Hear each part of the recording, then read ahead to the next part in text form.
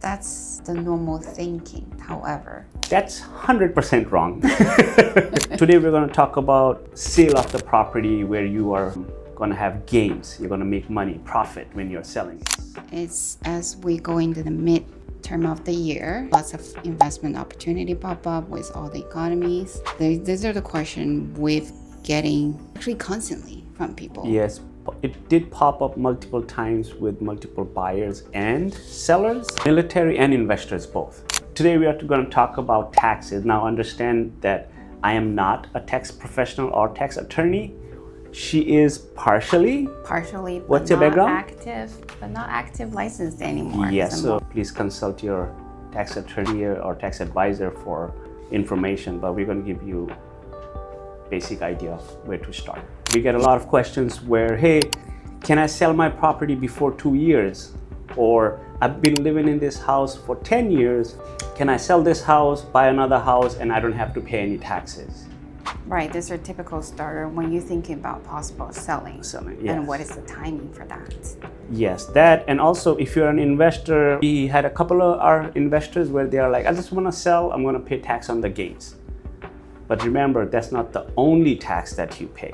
We had to explain how the process works where our investor understood it'll be beneficial to do a exchange instead of just selling. I'm going to run some scenario. So this yes, is, go ahead. Let's say we have this seller. When we start a conversation, it's going to be their primary home. And let's say they're military folks.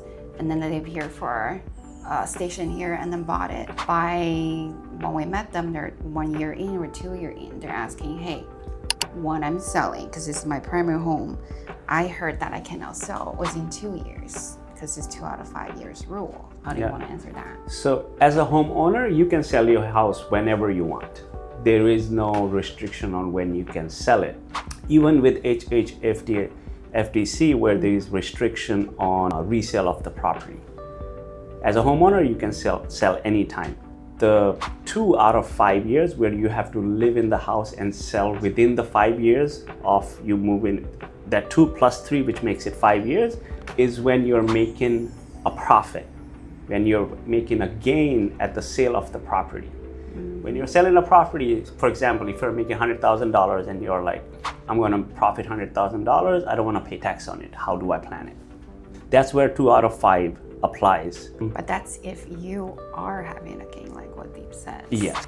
Let me read you the section. It's Internal Revenue Code, which is IRS code section 121.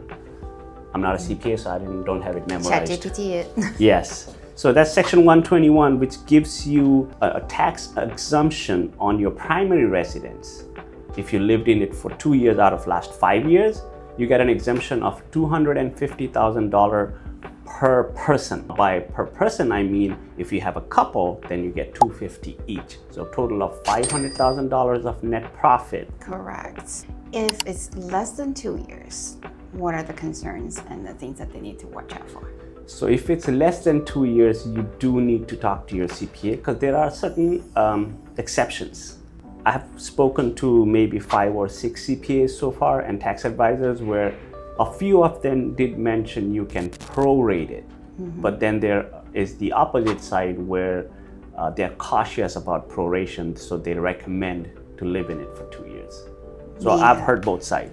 And also, depending on what CPA's guidance, sometimes you do qualify certain exemption or due to certain special cases that you have to discuss with your CPA. Right, some circumstances that is forcing you to move. Because IRS needs explanation, and explanation sometimes do make it cases, but again, talk to your CPA about certain cases, which one you can actually use or possibly plan to use. So if you made money within a year and there are certain circumstances that is making you sell the property and move, you could be exempt from paying capital gains tax on it, but you do need to consult your CPA because it's case by case. Right. A next common question is, let's say if it's not your primary resident, and some investor, our clients came from California, maybe once in their lifetime, they did invest a couple condos here just to put their money to, the best use. And right now they're thinking what to do about those properties they want to consolidate or liquidate all their assets here in Hawaii. So the most common question that we got is, what are the steps they can take? Because some of them actually never done this kind of property or assets exchange in between states. So whenever it's an investment property, if you sell the property, take the cash, you touch the proceed, you are immediately responsible to pay gains on it, right? But there is an IRS code section 1031, also known as 1031 exchange, where you can sell your investment property anywhere in the United States and then buy another property, a like kind property of the same price or more. Without touching the money, you transfer all the funds to the next purchase. You can kick the can down the road is the term. All you're doing is selling one, buying one, not paying any taxes. You are deferring your taxes. That's right. And then when you exchange like kind, let's say from property to property, that's my understanding. And you can also do property to certain business as long as it's for investment purpose. Yes, so like kind just means if you are selling a condo and you're buying a business that includes real estate. So real estate to real estate, right? Residential to commercial, perfectly fine. You're selling land, buying a movie theater, the theater itself, not buying the business and leasing the land. If you're selling the property, buying the property, any kind, you're fine, is what our CPAs have been telling me. Again, right. If you want more specific answer, talk to your CPA. But there's also common questions where we actually lead them to think about or plan ahead is once you have the plan wants to sell and buy or do a 1031 exchange, the common question that they gave me will be like, oh, they want to maybe start looking for the property or what to buy first in other states. Once they secure the property or a certain business they want to purchase, and then they come back to planning to sell in Hawaii. It's more like depend on the situation, that's my understanding. But also depend on what kind of property or assets they have here. Yeah, I think it's more dependent on what kind of market you are in. Say you are selling in somewhere in tertiary market, remote places, or suburban of say Kansas or Arkansas, where it takes forever to sell your property, but you want to get under contract in Hawaii first before listing the property on the other side. Probably not going to work. But if you are going to sell in Hawaii and buy in Kansas, depending on how many what market is there, how long it takes to buy in that area, it is possible. But the straightforward way is if you're selling Hawaii and you want to buy in Arizona or Texas, wherever, or for a property to sell, where you want to do 1031 exchange, you list your property in Hawaii first and then you go shop around. Right, and then the timeline for that? It's pretty straightforward timeline. With 1031 exchange, you have to understand a few terms. The property you are selling is relinquished property. The property you are buying is replacement property. So we're going to use that term. Whenever you are doing a 1031 exchange, the relinquished property, from the day you closed, you have 45 days to identify your replacement property. That's just to identify. And you get 180 days to close on the properties that you identified. Right. So that's pretty straightforward timeline. Yes, but as by putting your property on the market in Hawaii, from the day one, you can actually start looking. Yep. Identify meaning just on the date of your close, then you have to inform that you found the property. But from what I see, you should have plenty of time to start the purchasing. But by listing your condos or property here for sale, is give you a start timeline. So my recommendation, our team recommendation is always you should start thinking about when to put market to sell for a property first. Right. And also, one thing you get from our team is experience in 1031 exchange. I get calls from a lot of investors where they are telling me, hey, I already sold my property. I'm doing a 1031 exchange. I want to buy it. And I'm like, okay, who's your 1031 exchange mediator? They're like, what's that? I have the money. Well, you touched the money, too late. Second thing is timeline. You need people or agents and teams that have experience in doing 1031 exchanges because the timeline matters. You are a day late, you're too late. When you are selling the property with us, we always want to do simultaneous so that we don't have to worry about timeline. We have never missed a deadline, never missed the timeline, because we don't need to worry about that, because we do everything simultaneously. If you are selling and buying, we sell, and within a week or two, we buy. Right, and then by doing that, of course, you're welcome to bring your own agents or team over at the other states, and it takes teamwork, and we are really good with communication. It takes coordination with our expertise, and then we can inform each other, and that way you will have a pretty nice, smooth transaction.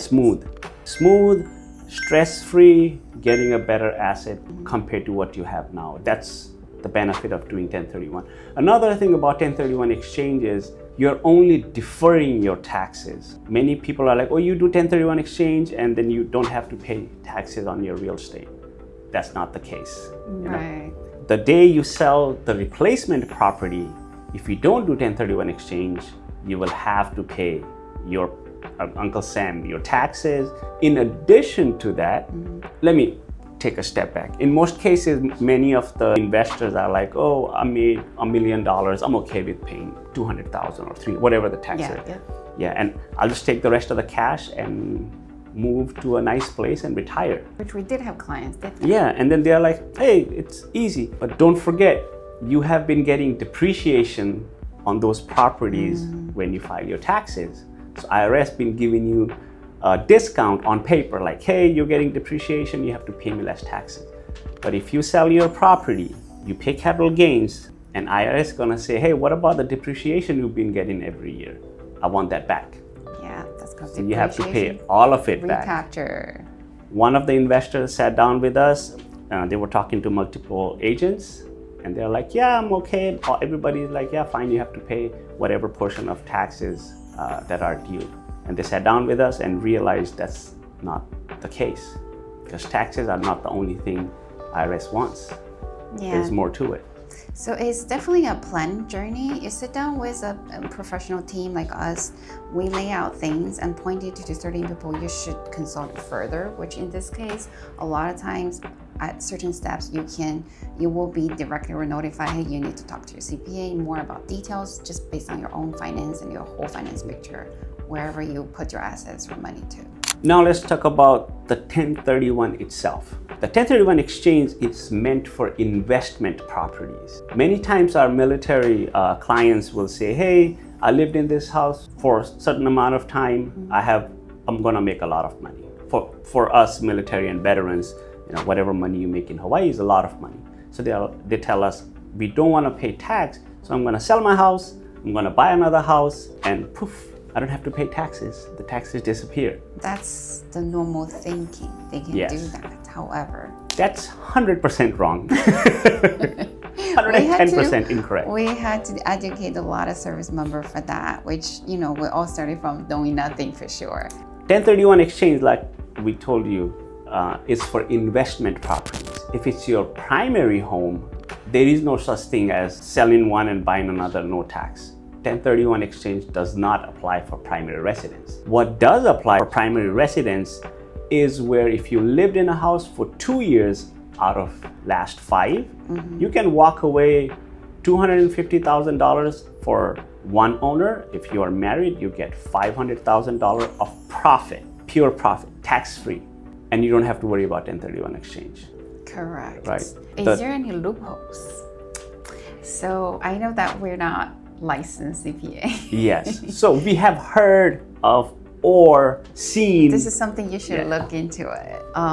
So like Deep says, pre-COVID, a lot of homeowner, military, including myself, bought some home. Even within the 5 years, if I sell now, my capital gain would definitely over 500 grand. And before you think into, okay, now I can sell it and to buy another one, for sure the capital gain tax is gonna be captured and then they will question about it. So what are the things that we can do to prepare that? So if you lived in it for 2 years and you rent it for the rest. Or my intake is, yes, before you sell, you can rent partial of the home out. Yes. So again, that's where the ADU comes from. Yes. So if say you have a home and you think, or call us, we'll do a free home evaluation if you are in Hawaii. Or if you're somewhere else, we'll connect you with the right agent. We'll do a home evaluation and we will also get you what we call a net sheet. Net sheet tells you how much money you're walking away with. So that's technically your profit, but not net profit. How you calculate, at least for tax purposes, your profit, you have to calculate how much you paid for the house and how much is your net sale cost, or net sale price after commissions and escrow and title fees and other fees. So say you bought the house for $1 million, you're selling it for 1.3, but you are only getting 1.2 after all the fees. The $200,000 is your net profit. When you sell the home, you might get $300,000 or $400,000 profit, because don't forget, you paid the loan over time, paid it down. So you do need to understand, hey, I paid down the loan, my loan balance is getting smaller and smaller. Yeah. Even though the loan balance is getting smaller and smaller, it is not considered profit. Profit is purchase price minus sale price after all the fees. Right, that's your net. Yes, say it's around 700.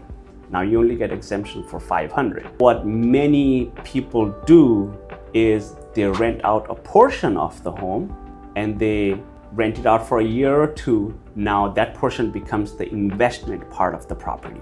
And then they will 1031 that portion of the proceeds and keep profit of the remaining as a primary residence, where you get exemption up to 500,000.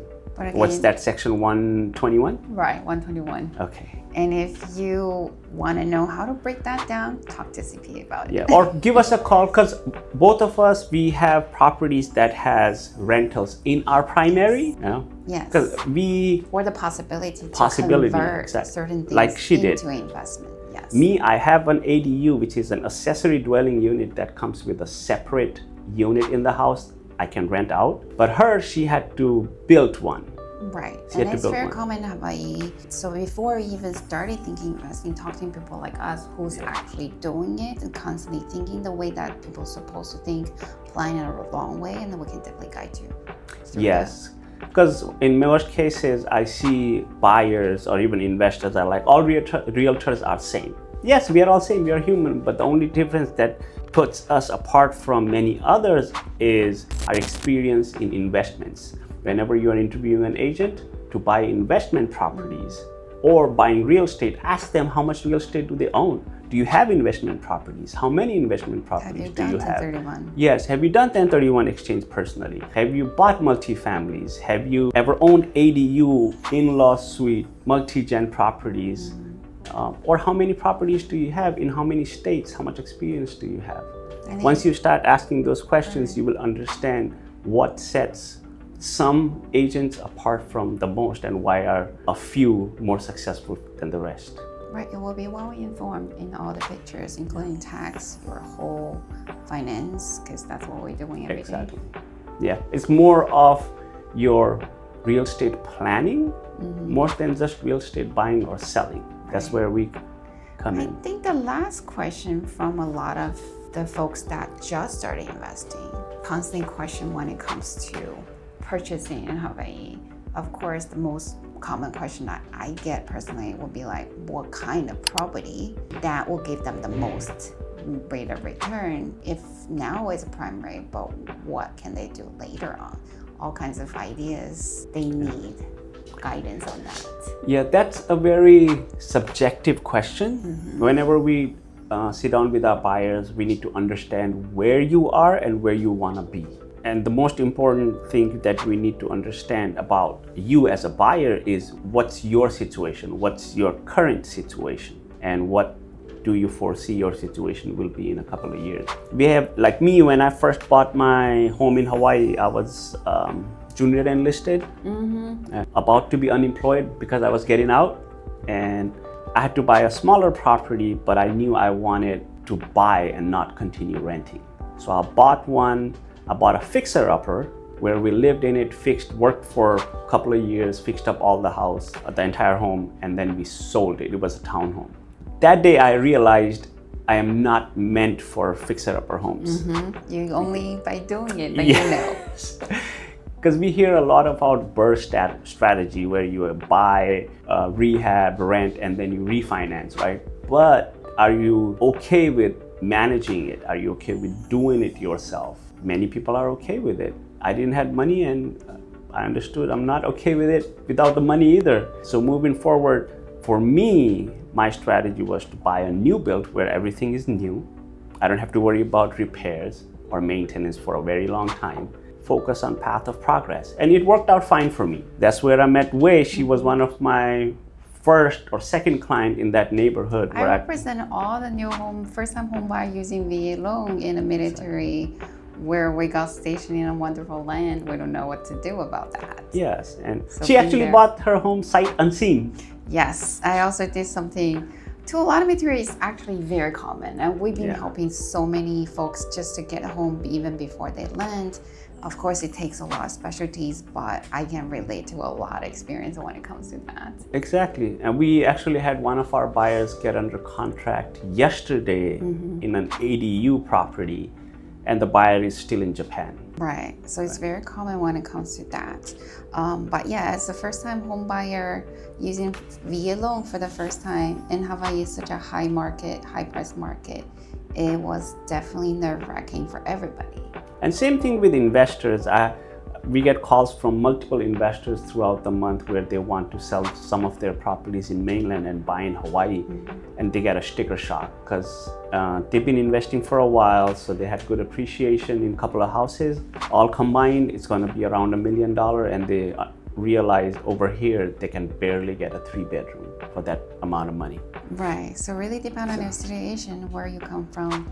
We tailor the plans for you. Doesn't matter, long-term investment? It is a long-term, yes. We specialize in long-term buy and hold and getting the tax benefits of real estate and appreciation. And what to watch for when you sell, when you leave. Exactly. So if you have any questions, any more questions, just comment or message us. I'm sure if you Google us, you'll get more information about our phone number and email. Otherwise, we'll see you in the next video. Okay, that was good talk.